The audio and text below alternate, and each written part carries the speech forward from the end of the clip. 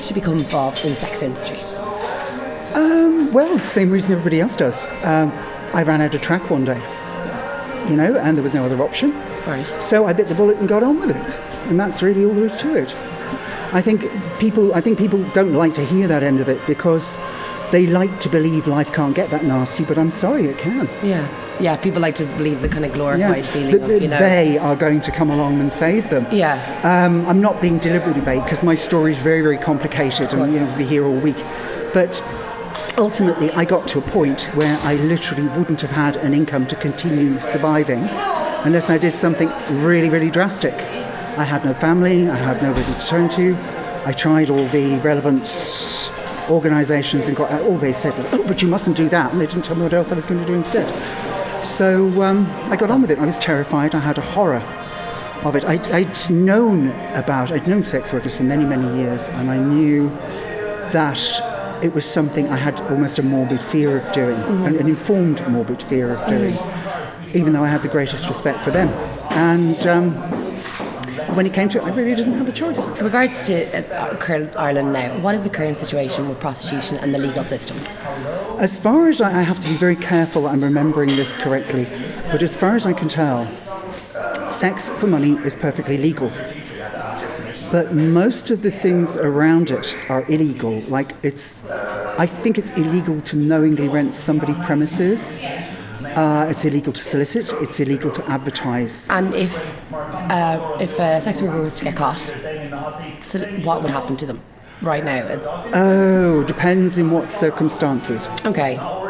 Now, if she's soliciting on the street, right, technically she should be told by a guard to leave.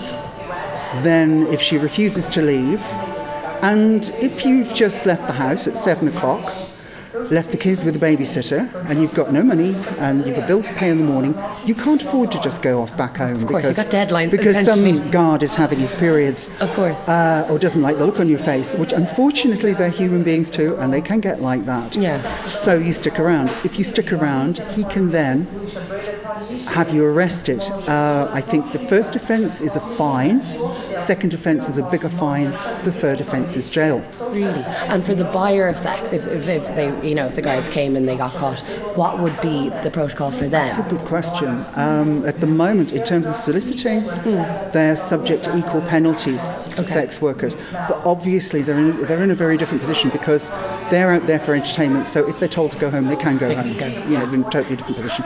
The Sexual Offences Bill, if passed, what does it exactly mean for sex workers? Right. It means that the buyers of sex can be arrested and prosecuted. Now, this is very easy. We've just come through a massive big recession. Everybody's been encouraged to be self-employed, which most sex workers are, whatever anybody wants to say about it. What you basically do is you cultivate any market that is providing income. Okay. What criminalising the purchase of sex does is to destroy the market on which sex workers, what aims to destroy the market on which sex workers depend for income. Now, it doesn't exactly seem to work. I would, from my time in sex work, I would work on the assumption that it would absolutely kill the market for about 6 months and then it would start to creep back. Do you think it would bring it further underground? Absolutely, totally. It would have to be underground. There will already be people, I can assure you, I can see the size of it, there are already people in place, as there were in 1993 when street work was recriminalised. There are people ready in place to take advantage of that situation. Of course. By acting as middlemen, by finding safe havens, safe ways around it for the clients, and then they will be charging the clients for finding any safe ways around it. So basically, everybody is pulled under a third party instead of being able to work independently, and somebody's making money out of it. And this proposed bill, what, in your opinion, why is it flawed? Totally flawed. I mean, it's not really aimed at. It's not aimed at the good of society. It's not aimed at the good of sex workers.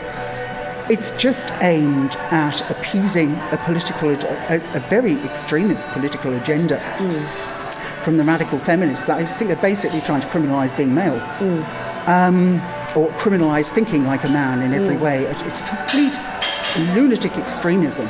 that men have to be taught that women's bodies aren't there for the taking. Of course. I've never really had anybody attempt to take mine that way.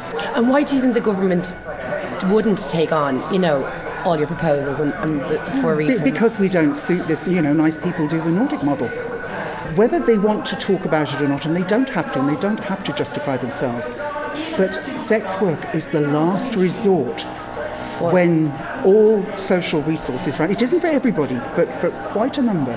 It's the last resort when society fails. It's the last honest resort.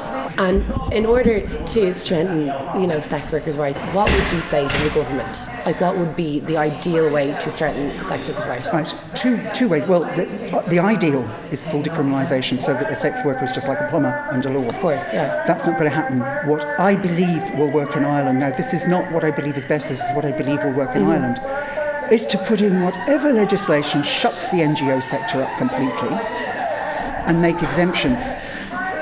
And specify in law that the exemptions must be made as well. It's not leave it ad hoc. Have exemption zones for street workers, which can be carefully chosen between the local councils and the Gardaí.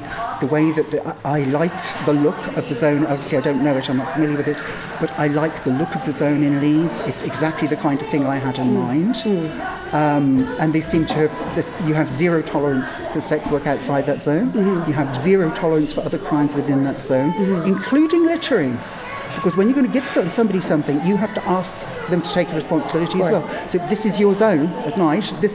We expect you to treat it with respect. We expect no litter, what have you. So you do that for the crisis and survival street workers. So like a red light district, so to say.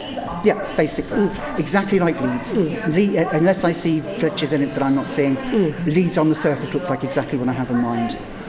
The other side of it is that you create a registration system for indoor sex workers. Now, you give them 3 months' grace because you don't want to ask anyone to commit to sex work. But then you ask them to register. And always the big problem with this was that because of the stigma, sex workers didn't want a record tied to them. Of course. Now these days, biometrics have advanced to the point that what you can actually do is take a fingerprint or a retina print and store it on their card, nowhere else.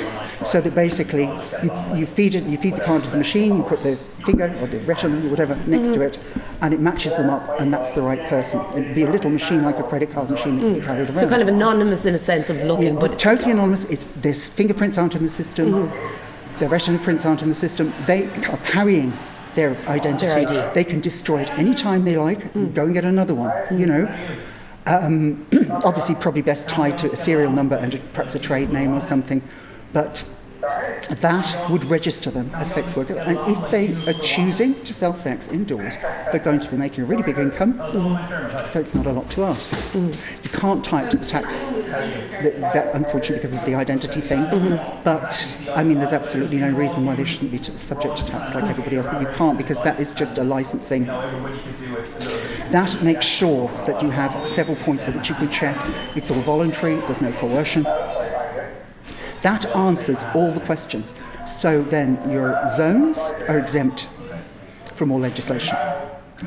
Your licensed sex workers are exempt from all legislation. They're exempt from, they can share premises. It's legal to rent at a going market rate. It's not legal to rent at 10 times the market rate. That has to be looked at quite closely, because you have to be very careful when you write legislation about business premises that you're not legislating for everybody to run their business out of their flat. It just starts not working when you're talking about haulage businesses. But you have to look at it very, very carefully, make exemptions. But that is how you deal with it. And you say, well, right, you turn their nasty little trick back on them and say, well, right, okay, we'll criminalise the purchase of sex. Tell you what, we'll throw in death penalty for sex workers, but these exemptions. And that is fair to everybody.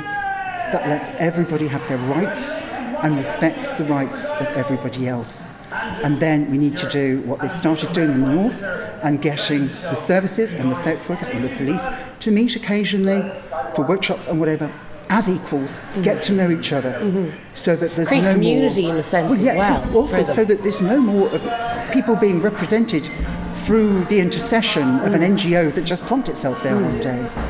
So everybody gets to know the real people, the human faces. If people do what I say, it will work. Anything else will just be another version of the same problems we have now.